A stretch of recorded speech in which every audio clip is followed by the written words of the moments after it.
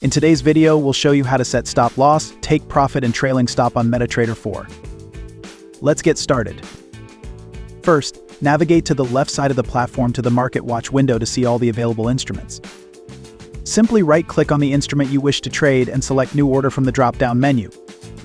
The order window will pop up. Here you can enter all the necessary details. If you want to change the instrument, you can do that right here. Next, choose the lot size you wish to trade from the drop-down, or simply enter the value. Now, from here, you can set the stop loss and take profit levels according to your trading strategy. You can use these icons to set the stop loss to the desired level or enter a specific price directly. Let's say we want to open a buy trade, for example. In this case, the stop loss will be placed below the market price.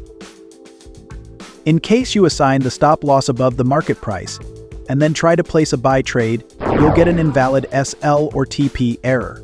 So make sure to set the stop loss or take profit correctly. Once everything is set, click Buy by Market, and that's it. The trade is placed. Now let's navigate to the Trade tab in the terminal window at the bottom of the platform. Here you can see all the open trades, and here is the trade that we've just placed. Now let's see how we can set stop loss or take profit on an open trade. Let's set stop loss on this trade, for example. Simply right-click on the trade and click Modify or Delete Order. A window will pop up. Just choose the price here at which you want the stop loss to get triggered and click the Modify button. And that's it. Additionally, you can view the trade line on the chart window as well. You can set stop loss or take profit from the charts too. Let's set take profit for this trade, for example. Simply drag the line to the desired price on the chart window, and that's it. The take profit is set for the trade.